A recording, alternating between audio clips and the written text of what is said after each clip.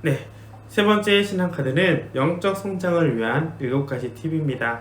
우리가 신앙생활할 때 자주 빠지게 되는 유혹들을 중심으로 써놨는데요. 저도 이걸 번역을 하면서 다시 만들면 우리나라 스타일로 만들면서 정말 이런 것들이 우리가 조심해야 되는구나 라는 걸 깨닫게 되었습니다.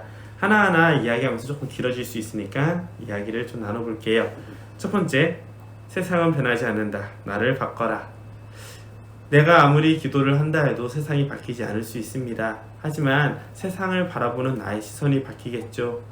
내가 세상 안에서 고통만을 바라보고 있었다면 나의 삶도 고통으로 가득 차겠지만, 내가 희망을 발견하고 희망을 찾아가기 시작한다면 고통 속에서도 희망의 꽃이 피는 것을 체험할 수 있을 겁니다.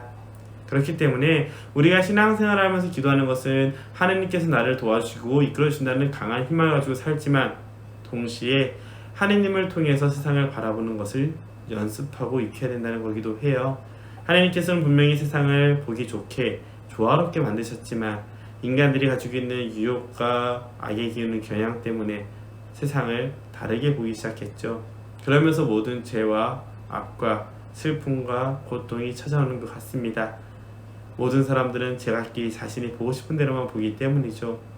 그렇기 때문에 분명 세상은 변하지 않고 사람도 잘 안 변할 거예요. 하지만 세상을 바라볼 때 하느님의 마음으로, 하느님의 시선으로 바라보려 하고, 또 사람을 바라보면서 그 사람의 좋은 점을 바라보고 그 좋은 점을 통해서만 관계를 맺으려고 한다면 우리의 삶은 나도 모르는 사이에 기쁨과 행복이 가득해질 겁니다. 내가 아무리 기도를 많이 해도 내 아이들이 성적이 갑자기 전교 1등 하진 않잖아요. 하지만 매일 꾸준히 공부에 의미를 주고 공부를 하게 된다면 1등으로 올라갈 가능성은 더 높아지겠죠. 맹목적인 신앙생활보다는 나를 서서히 바꿔가면서 하느님을 향하는 신앙생활을 해야 된다는 뜻이기도 합니다. 두 번째, 한순간에 거룩해질 수는 없다. 일생을 두고 꾸준히 나아가라. 그리스도교 2000년의 역사를 보면은 분명히 사도 바오로처럼 한 번의 큰 체험을 통해서 변한 사람이 또 있습니다. 아우구스티누스 역시 큰 체험을 통해서 하느님께 온전히 나아가게 되었죠. 하지만 우리가 잊고 있는 것은 아우구스티누스 성인은 그 전에 이미 수많은 철학 학파를 돌아다니면서 진리를 찾아 헤맸고, 바오로 사도는 이스라엘에서 뛰어난 율법학자의 제자로서 율법을 충실히 지키며 말씀을 연구했던 사람입니다. 즉, 체험이라는 것은 그동안 내가 쌓아왔던 하느님에 대한 그 신앙 생활들, 그것들이 한 번에 꽃을 빵 피우게 만드는 계기는 될 수 있어도, 한 번 좋은 추억, 경험으로 인해서 그 사람이 한 번에 바뀌는 것은 거의 불가능합니다. 물론 죽을 위험에 한번 처하면은 또 바뀔 수는 있겠죠. 그렇기 때문에 우리는 꾸준히 매일 나아가는 자세가 더 중요하다는 겁니다. 신앙생활에서 성실이 중요한 이유가 바로 여기에 있죠. 만약 어떤 한 프로그램, 즉 성령 기도회에 가서, 혹은 성서모임 연수를 가서, 혹은 꾸르시료나 그런 곳을 가서 너무 좋아서 내가 변했다라고 한다면, 아마 그 전에 충분히 그것에 대해서 준비하고 살아왔기 때문에 변한 거지, 그 체험만 가지고 변하는 건 아닐 겁니다. 정말로 보면은 어떤 프로그램을 통해서 좋았다, 이걸 한 번에 모든 문제를 풀고 싶다라는 생각하는 사람들은 하느님께 대한 너무 과도한 과신 혹은 광신으로 빠질 수가 있어요. 마치 자신이 체험한 것이 오직 전부이고 그것만으로 하느님께 나아갈 수 있다고 착각하는 경우겠죠. 세 번째, 포기하고 싶을 때도 있다. 좌절하거나 양심을 외면하지 마라. 이것은 하느님이 언제나 우리를 이끌어주 도와주지만, 우리 인간의 입장에서 봤을 때는 하느님이 없는 것처럼 느껴지는 때가 분명히 찾아온다는 뜻입니다. 그렇기 때문에 어두운 밤이라 불리는 그 상태, 하느님이 없는 것처럼 보이고 완전히 버림받고 소외된 것 같은 그 외로움의 상태에서도 내 안에 희망을 잃지 말라는 뜻이죠. 어떻게 그게 가능한가? 아까 말한 것처럼 매일 꾸준히 나를 돌아보고 하느님과 함께하고 있음을, 하느님이 나를 도와주고 있음을, 이끌어주심을 기억하고 체험하고 의식한다면, 나도 모르는 사이에 내 마음속에는 굳건한 토대가 잡힐 겁니다. 세상에 대한 두려움, 환경 변화에 대한 어려움, 그런 거 안에서도 내 마음의 양심, 신앙심의 불길은 꺼지지 않는 것이죠.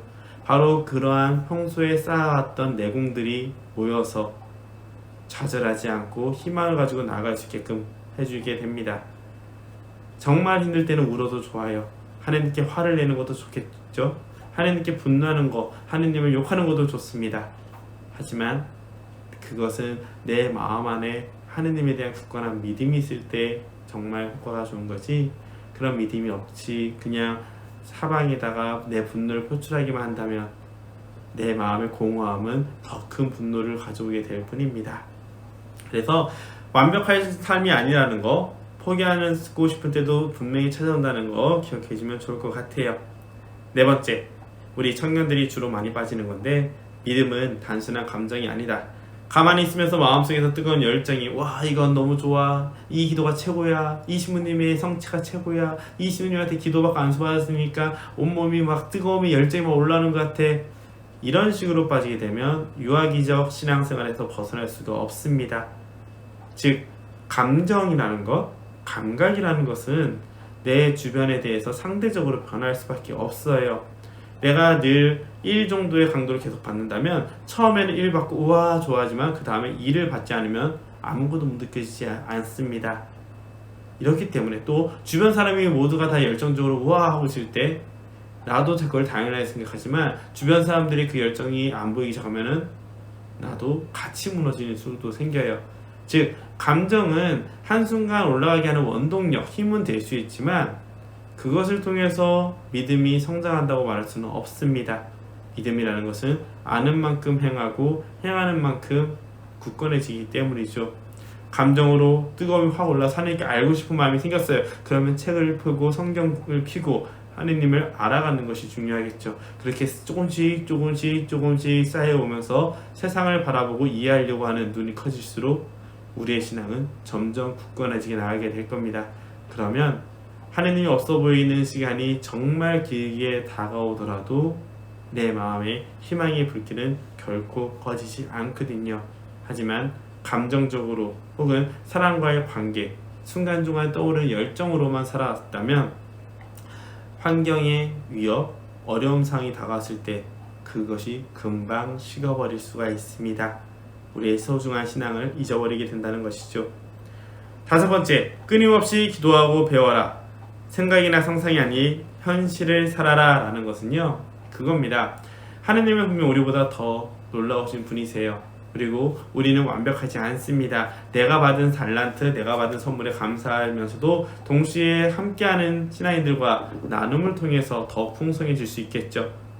하지만 자칫 빠질 수 있는 유혹이 있어요. 한 번의 체험, 한 번의 생각을 가지고 나눔을 통해서 그때그때 다른 사람의 이야기를 듣고 내 기만고급이 될 수도 있거든요. 내가 들은 거를 실천하지 않으면 그것은 단순히 문자로만 돌아다닐 뿐 나와는 전혀 상관이 없는 일이 됩니다. 따라서 끊임없이 기도하고 배우는 것, 즉 기도하는 것은 하느님과 관계를 계속 맺으려는 것과 하느님에 대해서 알아가고 배우려고 하는 자세가 중요하고, 동시에 내가 아는 것을, 배운 것을 실제로 살아가려고 하는 노력이 중요합니다. 여섯 번째, 하느님에 대해서 이야기하라. 언제 어디서나 나의 말과 행동으로 표현하는 것은, 우리는 수많은 이슈를 가지고 이야기할 수 있지만 어떤 이슈를 중심으로 이야기할지는 우리의 선택이라는 것이죠. 내 선택이 신앙인지 아니면 일상의 여러 가지 크고 작은 일들인지, 그것을 바라볼 때 내가 맺고 싶은 것은 침묵인지 친교인지가 드러나게 될 겁니다. 의식적으로 신앙에 대해서, 하느님에 대해서, 그리고 영원한 생명에 대해서 이야기를 나누려고 생각을 하려고 한다면 어느 순간 우리 마음 안에는 하느님으로 가득해져 참으로 행복한 순간이 오겠죠. 그것은 자연스럽게 다른 유혹거리에 대해서 침묵하고 거리를 두는 것과 또 통하게 됩니다. 일곱 번째, 기억하라. 너는 어디서나 가톨릭 신자이다. 신앙인으로서 자부심을 가져라. 이것이 가장 중요하죠. 여러분은 하느님의 사랑받는 자녀입니다. 그 자녀다움을, 나는 하느님의 자녀라는 것을 잊게 될 때 자연스럽게 유혹이 찾아오게 되고 하느님의 자녀로서가 아닌 오히려 하느님으로부터 더 멀어지는 일이 생기게 됩니다. 하느님의 자녀라는 것은 여러분들이 신앙생활하면서 성당에 가서 수많은 관계를 맺을 때에도 사람과 맺는 것이 아니라 하느님을 통해서 맺었다는 것이겠죠. 하느님이 사라지고 사람만 남게 되거나 여러 가지 이권, 지위, 명예 이런 것들만 남게 된다면 나도 모르는 사이에 하느님으로부터 멀어질 수가 있습니다. 이런 유혹들을 정리한 것이 바로 신앙 카드 세 번째였고요. 다시 한번 정리하면 이야기를 쭉 하면서 정리하도록 할게요. 첫째, 세상은 변하지 않는다. 나를 바꾸자. 둘째, 한순간에 거룩해질 수는 없다. 셋째, 포기하고 싶을 때도 분명히 있다. 넷째, 믿음은 단순한 감정이 아니다. 다섯째, 끊임없이 기도하고 배워라. 여섯 번째, 하느님에 대해 이야기해라. 일곱 번째, 기억하라. 너는 어디서나 가톨릭 신자이다. 네, 오늘도 들어주셔서 감사합니다.